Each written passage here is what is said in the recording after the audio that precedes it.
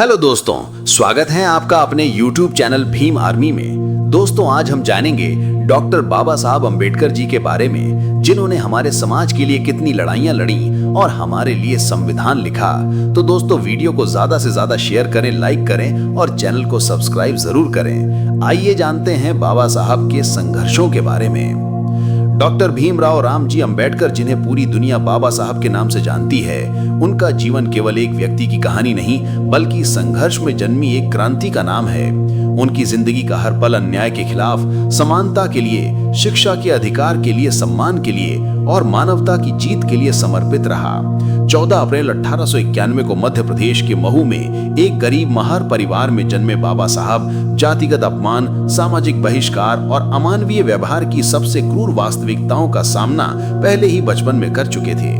पिता रामजी मालोजी सैन्य अधिकारी थे, इसलिए अनुशासन और शिक्षा का संस्कार घर से मिला, लेकिन समाज उन्हें अछूत कहकर अलग कर देता था।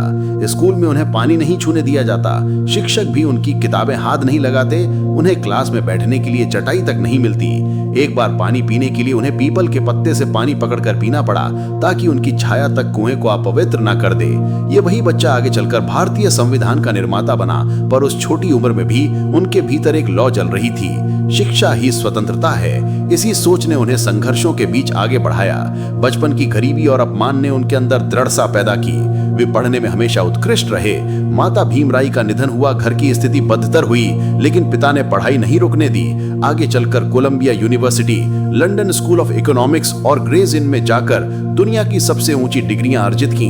डॉक्टर अंबेडकर ने MA, PhD, DSc, LLD, DLitt जैसी उपलब्धियां हासिल की, जो आज भी दुर्लभ हैं। लेकिन इन उच्च उपलब्धियों के बावजूद भी भारत लौटने पर उन्हें नौकरी, अवसर, सम्मान नहीं मिला। फिर भी उन्होंने हार नहीं मानी। वे जानते थे, यदि मैं झुका तो लाखों लोग झुकेंगे। दलितों की आवाज बनने का निर्णय करना आसान नहीं था, क्योंकि लड़ाई जाति, धर्म, राजनीति और समाज सभी से थी। पर बाबा साहब के भीतर आग थी, मन था, हिम्मत थी। उन्होंने शुरुआत की कलम से, भाषणों से, संगठनों से। उन्होंने बहिष्कृत हितकारिणी सभा बनाई, जिसमें उद्देश्य था दलित समाज को शिक्षा देना, बेहतर जीवन और आत्मसम्मान दिलाना। उन्होंने पत्रिका मूक नायक निकाली, ताकि दबे कुचले लोगों की आवाज बनी रहे। बाबा साहब का सबसे बड़ा संघर्ष केवल हिंदू समाज से नहीं बल्कि सोच से था, जो जाति को जन्म की पहचान मानती थी, जबकि अंबेडकर कहते थे मनुष्य की पहचान उसके जन्म से नहीं, उसके कर्म से होती है। उनका संघर्ष पानी, स्कूल, सड़क, मंदिर, हर जगह था। महार सत्याग्रह उनका ऐतिहासिक आंदोलन था, जहां दलितों को पहली बार सार्वजनिक पानी के स्रोत से पानी पीने का अधिकार मिला।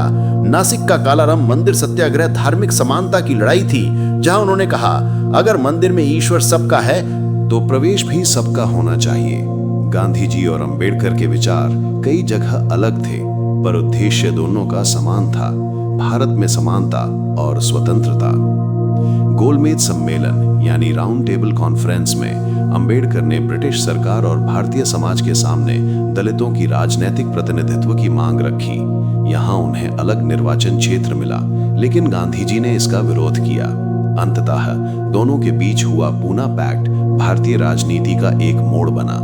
गांधी जी और अंबेडकर दोनों ने अपने विचारों पर समझौता कर एक ऐसा रास्ता चुना जिसमें दलितों को आरक्षण मिल सके। अंबेडकर जानते थे कि केवल सामाजिक सम्मान से नहीं बल्कि राजनीतिक शक्ति से ही बड़े बदलाव आते हैं। संविधान सभा में शामिल होकर उन्होंने भारत का संविधान तैयार किया। संविधान लिखना उनके लिए केवल कानून बनाना नहीं था, ये उनके लिए एक नए भारत का सपना लिखना था।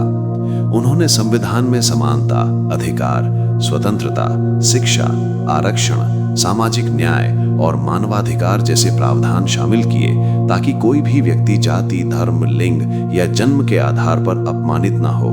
उन्होंने कहा था, मैं ऐसे धर्म को मानने को तैयार हूं जो मानवता को मान्यता देता हो। उनकी सोच थी, मनुष्य पहले है, धर्म बाद में।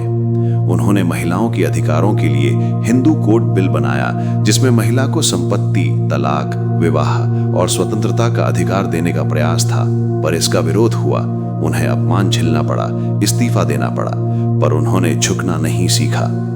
बाबा साहब हमेशा कहते थे, मैं उस धर्म को नहीं मान सकता जो मानवता का अपमान करे। अंततः 14 अक्टूबर 1956 को उन्होंने बौद्ध धर्म अपनाया। लाखों लोग उनके साथ बौद्ध बने। ये केवल धर्म परिवर्तन नहीं था, ये विचार परिवर्तन था, ये गुलामी से मुक्ति थी, ये घोषणा थी, अब हम अपने आत्मसम्मान के साथ जिएंगे। बाबा साहेब कहते थे, शिक्षित बनो, संगठित बनो और संघर्ष करो।